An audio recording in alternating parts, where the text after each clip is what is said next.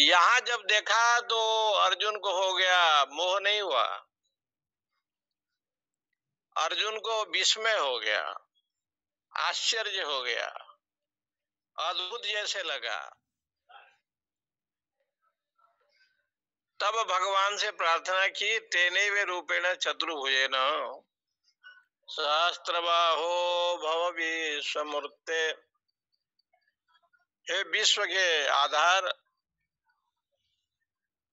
तेनैव रूपेण, जैसे रूप में आप पहले थे तद अनुसार रूप धारण करें।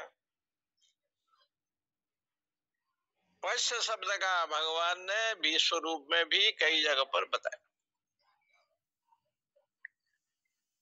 लेकिन आगे जब अर्जुन को ये ज्ञान हो गया कि जिस कारण से मैं अज्ञानी बना हुआ था वो था मोह, और उस अज्ञानता का जो लक्षण है मोह, उस मोह को भगवान के चरणारविंद में समर्पण करते हुए अर्जुन ने कहा, नष्टो मोह, मेरा मोह नाश हो गया। गीता जी का तात्पर्य देखिए, मेरा मोह नाश हो गया। मोह से अर्जुन हो गया था अज्ञानी जैसे। अज्ञानी नहीं था वो तो ज्ञानवान थे, नर अवतार हैं, लेकिन मोह के चलते उनमें इस प्रकार का विषय बन गया। लेकिन अंतिम में कृष्ण के सामने कहा, मोह नष्टो, नष्टो मोह स्मृति लब्धा, मेरा मोह नाश हो गया। तो भगवान ने कहा कि बड़ा मुश्किल है, सूर्य के सामने अंधकार आ जाए, ये बड़ा मुश्किल है। लेकिन कभी कभी जो है ना, एक महात्मा जी का अभिप्राय था, चाय तो कम गर्म होता है, लेकिन चाय में जो बर्तन में केटली कहते हैं, जो चाय रखा जाता है बना करके, केटली ज्यादा गर्म होता है। चाय तो गर्म होता है, उससे भी ज्यादा गर्म वो होता है जो आप रखते हैं केटली में, छोटा केटली में चाय बना करके, कॉफी बना करके। चाय के गर्म पना में कि वो बर्तन में ज्यादा गर्म पना आ जाता है। ऐसे मोह के आ जाने से मोहजन्य जितने भी अज्ञान है, मोहजन्य जितने भी अविद्या है, मोह से उत्पन्न होने वाले जितने भी विषय है, सारा विषय जो है ना उपस्थित हो जाते हैं। इसलिए नर अवतार श्री कृष्ण भगवान के चरणों में नर अवतार अर्जुन कहते हैं कि नष्टो मोह, मेरा मोह नाश हो गया। जो मोह शब्द की व्याख्या भगवान ने गीता जी में पहले से भी बताया था कि तुम्हारे चलते ये गीता जी का जो प्रागट्य हुआ है तुम्हारे मोह के चलते हुआ। और मोह एक ऐसे दुर्लभ पदार्थ है कि सबके प्रति, गोपिकाओं का मोह कृष्ण के प्रति है, मोह सकल व्याधिन कर मूला, उद्धव का मोह भगवान के प्रति है, अर्जुन का मोह कृष्ण के प्रति है, भीष्म का मोह भगवान के प्रति है, शौरी का मोह भी भगवान के प्रति है। हमारा मोह भगवान के प्रति जब होता है तो जीवन में वैराग्य और मोक्ष की प्राप्ति होती है। मैं एक कथा में अभी गया था, जगन्नाथ जी, अवधेशानंद जी कथा कर रहे थे, तो उन्होंने भरी सभा में एक शब्द बोला तो ठीक भी लगा। कहा, आजकल लोग भगवान को जो है रेलगाड़ी में ले जाएंगे, हवाई जहाज में ले जाते हैं, रोड में घुमाएंगे, दर्शन करने जाएंगे, उसमें भगवान को रखे रहते हैं, राधा कृष्ण को, सीताराम जी को, एक डलिया में महादेव जी को फूलमाला कपड़े लत्ते दे करके, एक पाटली बना करके छोटी सी, भगवान को जाएंगे, जहां सोएंगे तो सुलाएंगे, जहां खाएंगे तो वहां भोग लगा करके खाएंगे, रेलगाड़ी में एसी में जाएंगे तो भगवान को रखेंगे।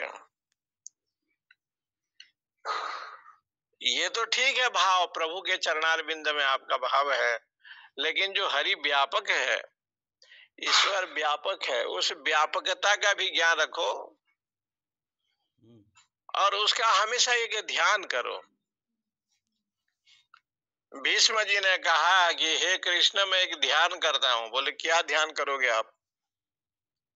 इति मतिर उपकल्पिता वितृष्णा सात्वत पुंगवे विभुम्नि। मेरा मति जो बहिर्मुखी हो गया है ना, उसको थोड़ा अंतर्मुखी बना दें। मेरा जो मन चंचल हो गया है, उसको निश्चल बना दें। मेरा चित्त में बहिर्मुखी वृत्ति ना आवे, अंतर्मुखी वृत्ति आए। इसलिए हमारे यहाँ ध्यान करने की परंपरा, बेलपत्र, तुलसी, फूल उल चढ़ाने की परंपरा भी है, लेकिन वो मुद्रा के अनुसार बेलपत्र चढ़ाओ, फूल चढ़ाओ, तुलसी चढ़ाओ, ऐसे भी ध्यान की बात कही गई है। जो ध्यान एकाग्र भाव से आप पद्मासन में बैठ करके ओम का उच्चारण करते हुए, गुरु मंत्र का नाम लेते हुए अपने हाथों से जो है ना सब चढ़ाओ। ध्यान मुद्रा, ज्ञान मुद्रा, योग मुद्रा ऐसे आया है।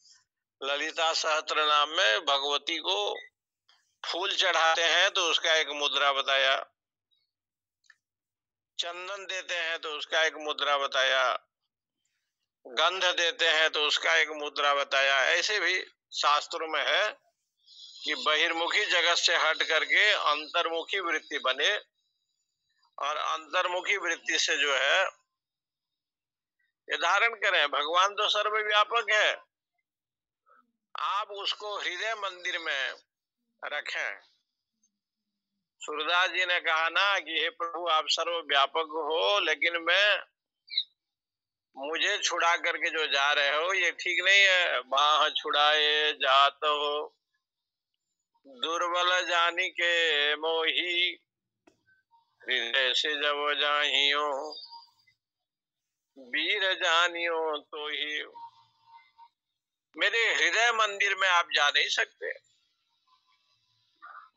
तो हृदय मंदिर में यदि गोविंद का निवास हो, भगवान का निवास हो, तो सबसे बड़ा मंदिर तो भाई आपका हृदय है। ये जो मंदिर इत्यादि बनता है ये भी अच्छा है, लेकिन साधना क्षेत्र में साधक को ये कहा जाता है कि हृदय मंदिर में भगवान को आप निवास करें। जब हृदय में भगवान आएंगे तो सूरदास जी ने लिखा है, मैं आपको रखना चाहता हूं, रखूं कहां, जगह नहीं है। भगवान ने पूछा कि जगह क्यों नहीं है तुम्हारे हृदय में? बोले पहले से लोग बैठे पड़े हैं। ये काम, क्रोध, लोभ, मोह जो बैठे हैं ना, पहले से मौजूद हैं। ये जब चले जाएंगे तब ना आप रहेंगे। जैसे हम लोग बम्बई इत्यादि में कथा करने जाते हैं, तो प्रेमपुरी में चले गए तो एक कमरा है कथाकार का, उसको आज जाना है, 30 तारीख है। यदि नहीं गया है तो दूसरे कथाकार को जो है ना हाल में सुला देते हैं, बोले यहीं रहो महाराज। वो कथाकार जब चला जाएगा तो वो कमरा को साफ करेंगे, उसके बाद वो जो विद्वान कथाकार गया होगा प्रवचन करेगा। कमरा ही नहीं है, ये कमरा है। बड़ा आश्चर्य की बात है। इसलिए शास्त्र इस बात को हमेशा सिद्ध करते हैं कि नायम आत्मा बलहीनेन लभ्य। बलहीन शब्द का अर्थ बताया, आत्मनिष्ठा जनित बीर्जहीनेन न लभ्य। शंकराचार्य लिखते हैं, आत्मनिष्ठा जनित शक्ति जिसमें नहीं है, वो पुरुष के माध्यम से ईश्वर का दर्शन होना बड़ा असंभव। जैसे कि भगवत गीता में दोनों तरफ से आप देखें, प्रथम अध्याय से लेकर के दूसरे अध्याय तक थोड़ा जाएं, जहां कृष्ण भगवान को अर्जुन कहते हैं कि सेनयोर उभयोर मध्य रथम स्थापय में अच्युत, वहां से जाएं। भगवान ने आज्ञा का पालन करते हुए रथ को रखा, दोनों सेना के बीच में रथ को खड़ा किया। उभयो सेनयोर मध्ये रथम स्थापयामाचुत। रथ को खड़ा करके सारथी के रूप में भगवान ने कहा कि मैं तो रथ को खड़ा कर दिया, सेनयोर उभयोर मध्ये रथम स्थापयामाचुत यावदेता निरीक्षेयम योद्धु कामान अवस्थिता। और निरीक्षण करने के लिए जब अर्जुन जी चले तो अपने घर संबंधी को देखा। देखो मोह का जन्म यहाँ हो, परंतु गीता ज्ञान का श्रवण करने से मोह का जब नाश होने लगा, अविद्या का नाश हो गया, तो स्वयं नर अवतार श्री अर्जुन जी कहते हैं नष्टो मोह, मेरा मोह नाश हो गया नहीं कह रहे हैं, बोले कृष्ण मोह को जो तुमने जन्म दिया था ना, और मोह को तुमने भगा दिया। मोह का जो पैदा हुआ था मोह, ये पैदा मैंने नहीं किया, मोह का जो जन्म हुआ था तुमने कराया। श्री कृष्ण भगवान ने कहा ये बात कैसे कह दिया? बोले कि दोनों सेना के बीच में रथ को खड़ा नहीं करते और भीष्म द्रोणादि को नहीं देखता तो मोह नहीं आता, तो मोह को देने वाला तो आप हैं और मोह को भगाने वाले भी आप हैं। नष्टो मोह, मेरा मोह नाश हो गया। श्री कृष्ण भगवान बड़े प्रसन्न भाव से कहा कि अर्जुन, तुम्हारे हृदय में मोह को मैं दे करके ब्रह्म विद्या, उपनिषद विद्या, कुरुक्षेत्र के रणांगन में मार्गशीर्ष एकादशी के दिन श्रीमद् भगवत गीता का जन्म हुआ, जिनको लोग गीता जयंती कहते हैं। शुक्ल पक्ष एकादशी, मोक्षदा एकादशी में ये भगवत गीता का प्रागट्य हुआ, और इसलिए प्रागट्य हुआ कि अर्जुन तेरे शरीर में मोह आ गया। भगवान ने समझाया मोह को देने वाला भी हम हैं और मोह को नाश करने वाला भी हम हैं। अम्बरीश को बचाने का काम सुदर्शन जी ने किया और दुर्वासा को मारने का काम सुदर्शन कर रहे थे, जलाने का काम कर रहे थे, लेकिन दुर्वासा जी ने अम्बरीश को जैसे क्षमा मांगा तो सुदर्शन जी उसको बचा भी दिया। कल एक सज्जन कह रहे थे कि आजकल लोग श्रीलंका जाते हैं और श्रीलंका में जो शंकर भगवान है, शंकरी माता जी है, जिनकी पूजा रावण करता था, शंकर जी का जटा कटाह संभ्रम भ्रमण निलिम्प निर्झरी शिव तांडव के माध्यम से भगवान को प्रसन्न करता था, वही जब शिव जी को प्रसन्न करता था वो जगह है, और हनुमान जी ने जहां गदा रखा था वो जगह है। लेकिन हनुमान जी का गदा कितना बड़ा है, कितना बलवान है कि आज भी कोई उठा नहीं पाया है। श्री हनुमान जी की गदा का पूजन वहां होता है अशोक वाटिका, जहां सीता जी रही, लेकिन हनुमान जी के गदा को कोई आज तक उठा नहीं पाया। देखो, ये इसमें प्रमाण है कि श्री हनुमान जी की गदा को लोग दर्शन तो करते हैं, लेकिन उठाने की शक्ति गवर्नमेंट ने छूट दे रखा है, कोई उठा ले, जाते हैं बड़े बड़े